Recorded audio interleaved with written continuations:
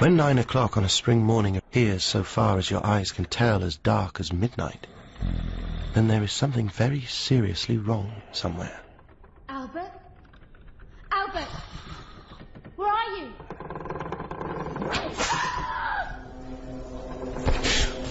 I awoke suddenly in what I assumed was still the middle of the night. Pitch dark. I couldn't even see my hand in front of my face. But then from the road outside my window... Geff, there, boy. What's wrong with you this morning? Morning? How could it be morning? But then I remembered. I was in Bytewater. I'd flown my tiger moth in the day before to deliver an urgent consignment of insulin, and Bytewater is a village of the blind. The man's watch must have stopped. Of course, he couldn't see, so got up thinking it was daylight. I reached for the light switch, but it didn't seem to be working. Ah, but there's no electricity in Bytewater. I was in the back of Beyond.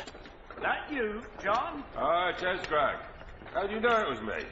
I always know it's you by the sound of your cards. You've got a cracked wheel rim. Well, I can't be late for work, old lad. It's coming up to 9. Cheerio. 9? 9 o'clock? How could it be? Light should be streaming through the window. It was the month of May, for goodness sake. I felt around for my watch, trying to remember where I'd left it the night before. I was beginning to panic. My eyes. Had I too been struck blind? Ah! My hand brushed against a box of matches. Quickly I fumbled for a match, fearful that I would strike it only to feel heat, but see no flame. Oh, thank heaven. It burnt. I could see. Light. Beautiful light. But then, as my relief subsided, I was gripped by a new fear. If it's morning, why is it so dark? I swept back the curtains, but only darkness lay beyond. What had happened to the sun? Why hadn't it risen?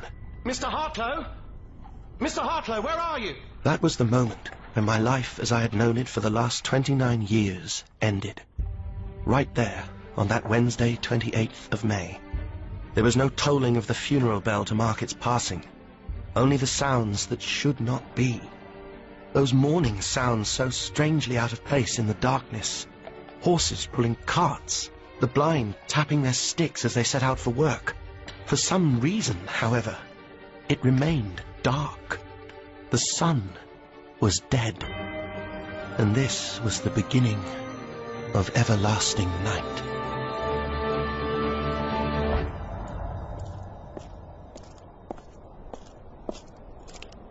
Mr. Hartlow? Mr. Hartlow, can you hear me? The road and meadows lay in utter darkness. I kept walking, holding up a lamp to light my way. Hello? Mr. Hartlow? Anyone?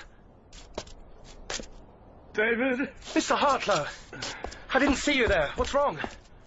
Are you hurt? I walked into a tree. Must have fallen over my own feet, too. Clumsy devil. What's happened, David? Something's gone wrong, hasn't it? It's dark. All dark. It's like the sun hasn't come up. He didn't speak for a moment.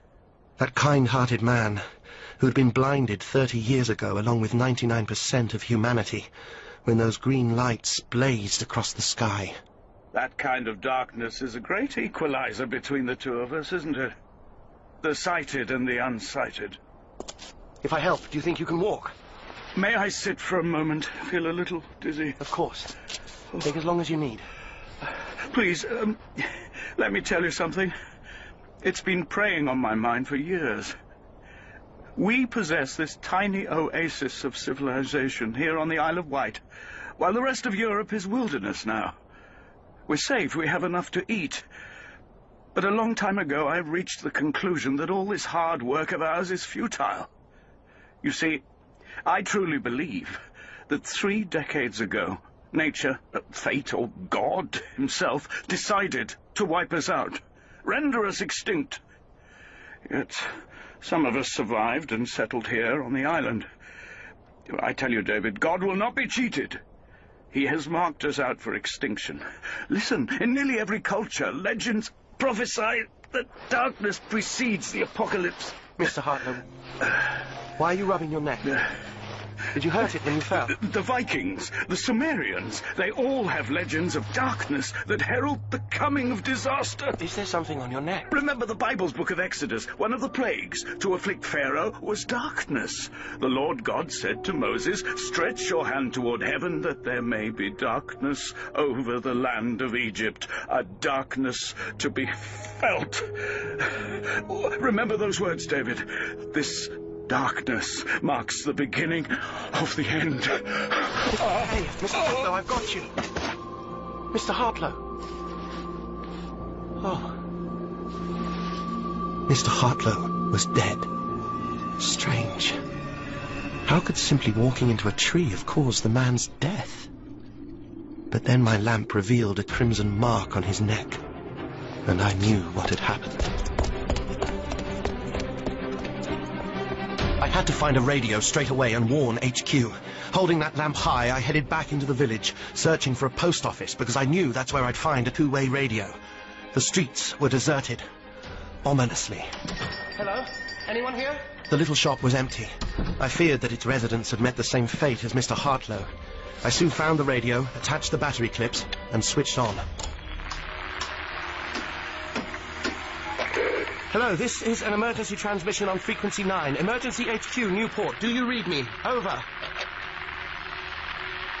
Emergency HQ, do you read me? Caller on frequency 9. Please stay off air. This channel is for emergency calls only. I am making an emergency call. I need to report... The darkness? Yes, caller, we know about that. Now, I must keep this frequency clear for fire reports. Please, go off air. No, listen, I have something else to report. It's vitally important. Very well. Go ahead. My name is David Masen, calling from Bytewater. I wish to report a Triffid incursion. Triffids? You heard correctly, Triffids. And until someone tells me differently, I'd say we've just been invaded.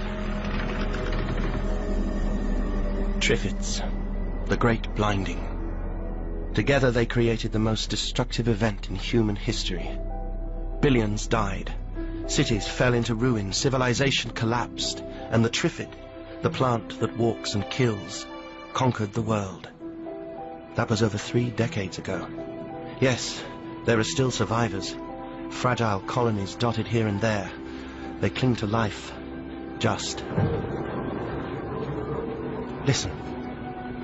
Can you hear that? I've never known a fiercer storm. Close your eyes, David. Allow memory to carry you back to the beginning. But where is the beginning? That morning when the sun failed to rise? Or so it seemed. Or perhaps just a few days before that, when I was in the greenhouse with my father, Bill Masen. There he stood, gazing at Triffids growing in a line. They were docked of their stings, quite safe. These specimens would kill no one. You know, that was the first time my father spoke to me, not as a father to his child, but man to man. David, will you listen to them? They're lively today. If it wasn't for the chains holding them, they'd be off for a stroll. You should have heard them talking last night. The Triffids? I've not heard them so active in a while. Sticks rapping away against their stems like some botanical version of Morse code. You really think they can talk? I do wonder whether Triffids have mastered the art of conversation. You mean that Triffid by the door could be saying something along the lines of, just listen to those 2 humans, they're talking about us again? Maybe. So you still believe they're intelligent? Yeah, I must have dissected thousands of the blessed things, but I've yet to find trace of a nervous system, or anything that could be remotely described as a brain. Yes, I know you've heard these theories of mine since you were knee-high. Yet my instinct tells me there is more to this infernal plant than meets the eye. I've watched how they operate for decades. They appear to communicate by tapping those little sticks against their trunks. When they lash out with their stings, they always aim for the unprotected face or neck. I've witnessed entire legions of Triffids on the march.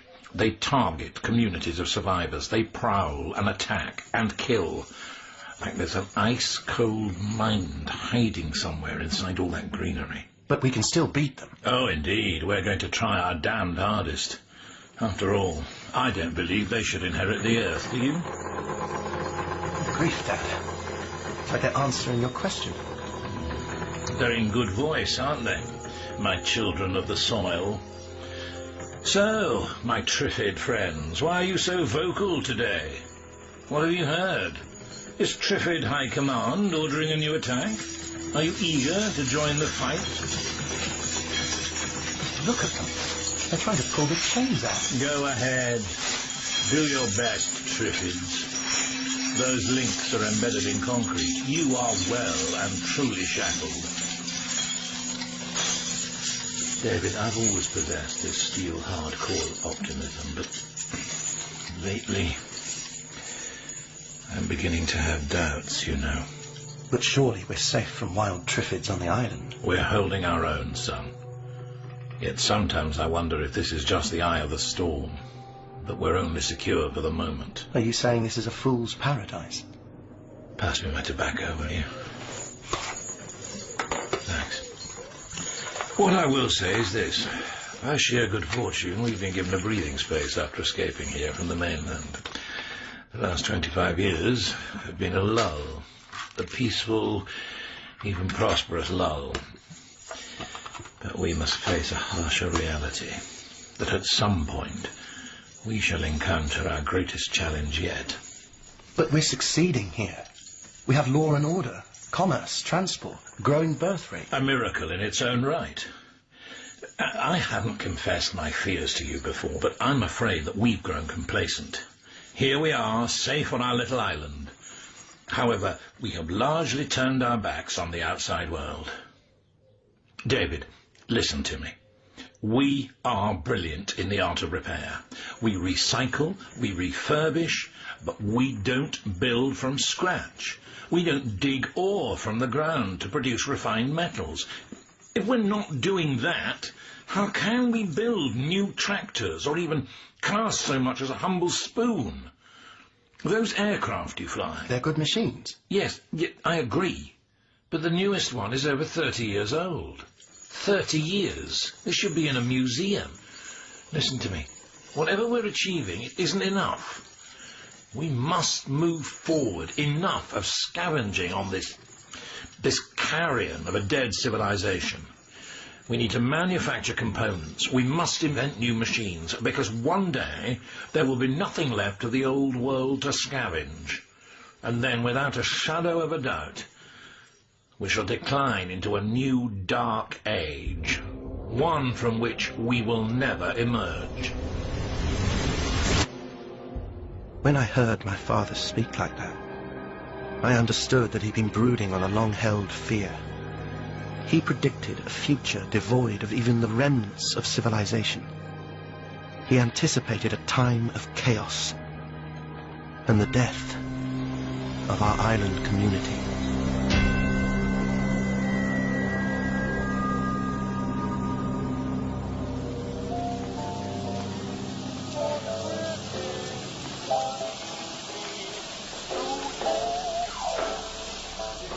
Let's not be beastly to the trip. An amusing ditty in the vein of Noel Coward, don't you think? Well, it may be dark outside, but inside our hearts the sun is beaming. More good news. Anti-Triffid units have destroyed the recent incursion of plants, so we're safe once more. Island radio. Maybe like Noel Coward sounds more like whistling in the dark to me. Hello, David Masen speaking. Mason, I've a mission for you. Commander Reynolds, good morning. Morning? Could be blasted midnight, couldn't it? I'm having the Javelin prepped and fueled. I want you to take her up, Mason, and find out what's gone and robbed us of, well, the sunlight. Yes, sir. You'll have a passenger, a meteorologist called Seymour Hinkman. Godspeed, Mason, and be careful. There's some bloody awful weather brewing out there.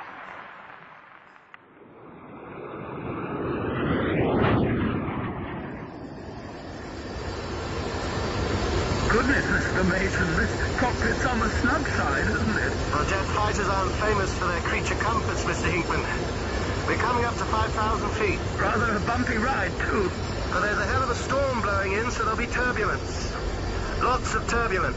Indeed. It's rather... Oh!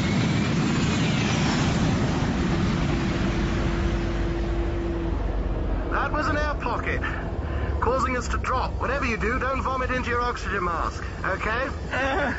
Yes? Noted. That smell of fuel. Very strong, isn't it? An aroma of boiled pears. Well, it's distilled from the sap of our friend, the Triffid. Hardly our friend, Mr. Masen. David, please. Oh, yes, quite. Please call me Seymour. Okay, Seymour. You're the meteorologist. Where do you want me to fly you? Well, our plan is elegant in its simplicity. You're to fly the plane up through the cloud until we reach unbroken sunlight. We can then determine the depth of cloud cover, which is causing this infernal blackout. Will do. Climbing now. There are 10 principal cloud forms, ranging from nimbus stratas at low level up to cirrus stratum. That can be found at about... Seymour continued his description of cloud formations as we climbed. Raindrops exploded against the glass canopy. 5,000 feet, 6,000, and still darkness. Then Seymour yelled, That flash, what the hell was that? Lightning! Is it possible that lightning might strike the aircraft? It's not a possibility, Seymour, it's a certainty. Oh. A lightning strike will make the instruments a bit lively, but we're not Earth. So there'll be no damage. With it being so dark, you will be able to find your way back to the airfield. Don't worry, I'm in radio contact with the ground. They have us nice and square in the radar screen. Well, hold on tight. This baby can really move. The jet hurtled upwards like a skyrocket. I expected that at any moment we would burst from the cloud into dazzling sunlight. I sang out that we'd reached 50,000 feet. The weather expert's response was one of bewilderment. My God, there can't possibly be any cloud above us. It's still dark. At the risk of being damned for sounding poetic, it's like the gods have drawn a shroud over the earth. Makes the blood run cold, doesn't it? Okay, time to head for home. Mason to control, I'm flying blind. You're going to have to talk me in. You have me in radar contact. Over. The eruption of Krakatoa flung debris into the atmosphere, resulting in a severe reduction of sunlight reaching the Earth. But not to this degree. Not to absolute darkness. Ground control, I'm not receiving you. Over. Nevertheless, one must suppose dust particles high in the atmosphere are acting as a blackout curtain. Seymour, we have a problem. I've lost contact with ground control. Is that serious? Yes, it was serious. The darkness meant I was flying blind. Without radio contact, ground control couldn't talk me in. I needed them to give me coordinates from their radar screen. I preferred landing that jet on the island's runway, not in someone's cabbage patch. Understandably, Seymour was getting nervous. We're going to crash, aren't we? Not if I can help it. Now, the thunderstorms must have knocked out their radio down there. I'll keep circling until they fix it. What happens when the fuel runs out? Well, then we'll just have to get out and walk. Get out and walk. Yes, an old flyer's joke that I hope would lessen the man's fear. It didn't, of course. He was terrified. Meanwhile, the fuel gauge crept into the ominous red zone. Seymour, listen. The fuel's low. I'm going to have to take her in. How? It's dark as a tomb out there. The jet is equipped with powerful landing lights. Even if I can't locate the runway, I'll be able to find a level field where I can still put this crate down in one piece. Dangerous. I can't begin to stress how dangerous this was. There was no sign of the runway, meaning I'd have to land the machine on its belly in a meadow without lowering the wheels. Because if I did deploy the undercarriage and the front wheel dug into soft ground, the jet would cartwheel, going end over end with such destructive force that we'd be killed for sure. This was the only way. Even so, our chances of surviving a crash landing would be slim. Seymour, grip on tight to the framework back there. Whatever you do, don't let go until we're down and come to a complete stop. Got it. Yes. Well, hold on. Contact in 3, 2, 1.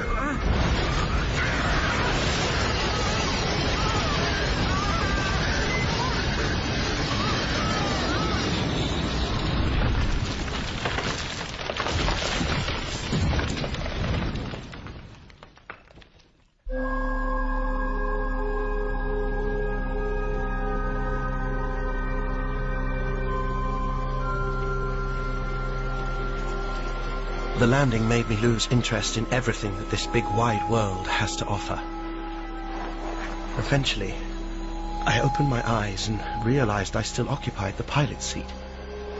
Someone had raised the glass canopy and I could hear raindrops tapping against my flying helmet. My neck ached like fury.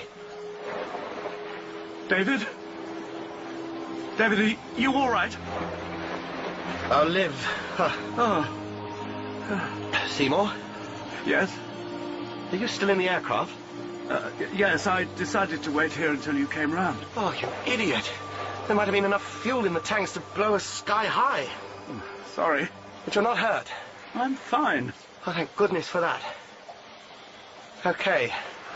Well, there are torches in the emergency kit, so at least we'll be able to see when we start walking. Walking? Do you know where we've landed? We'll head due south.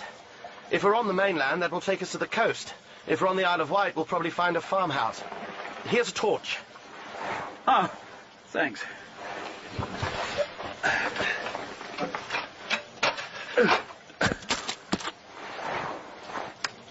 Oh, the plane's a mess. One of its wings has been completely torn. Seymour! Seymour! Did you take off your helmet? Seymour! I switched on the torch to discover that Seymour was dead.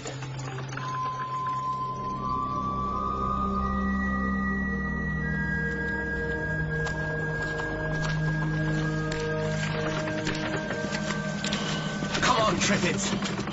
Give me your best shot. What are you waiting for?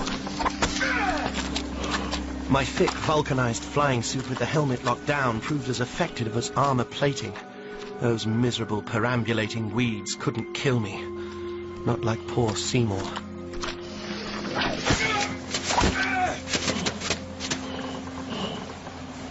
I promise you this. I'm going to return to the Isle of Wight, load a jet with napalm, then I'm going to fry the bloody lot of you. I had to leave Seymour where he fell. Already Triffids crowded round.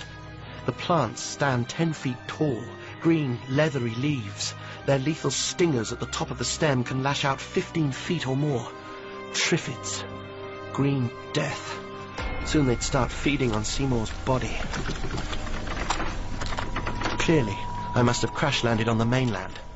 Therefore, I decided to head south to the coast. With luck, I'd find one of our foraging bases.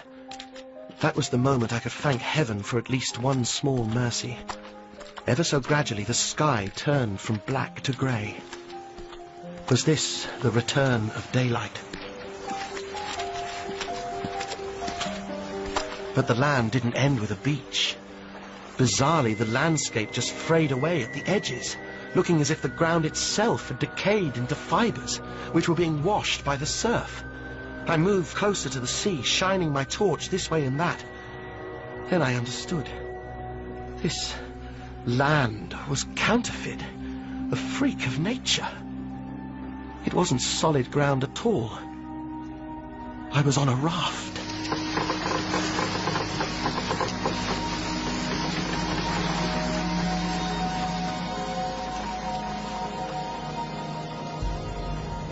As time passed, the day grew lighter. Not much, but it became bright enough for me to put away the torch.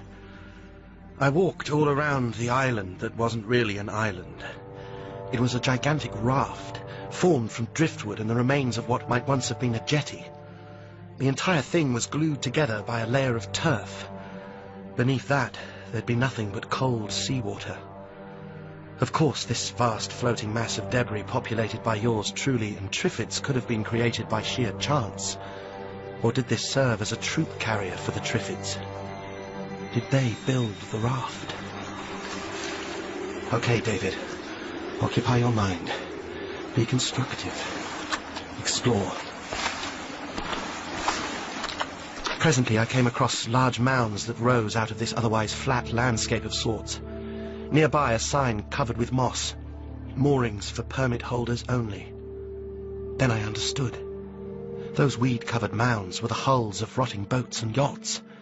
They too had become part of this monstrous craft. Time for a closer look. Choosing one of the boats, I clambered aboard, began tugging aside weeds. Then I found an open door.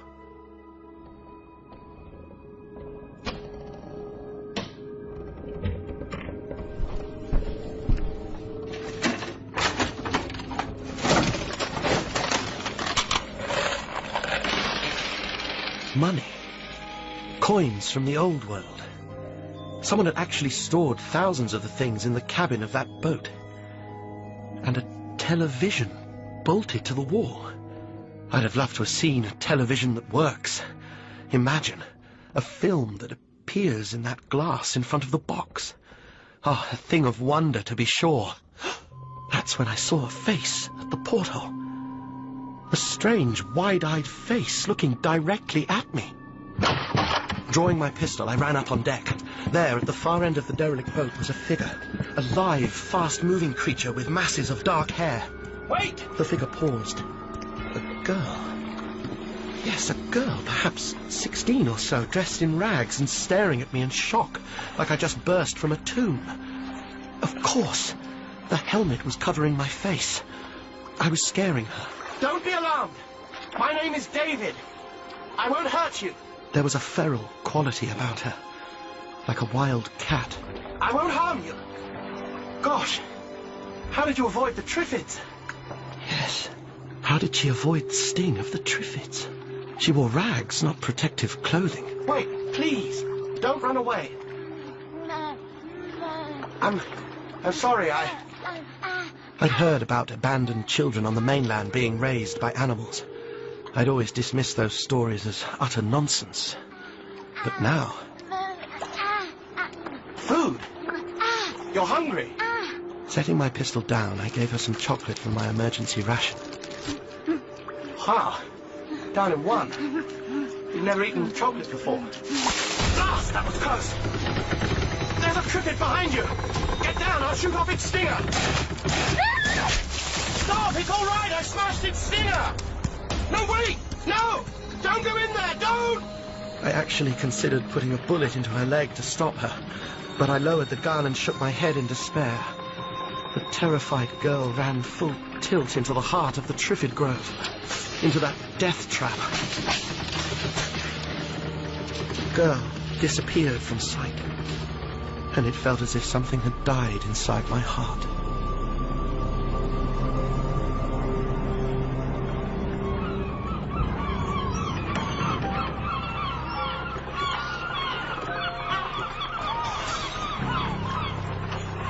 Days passed. I lived a miserable existence, holed up in the jet's cockpit. The sun returned to the sky, just.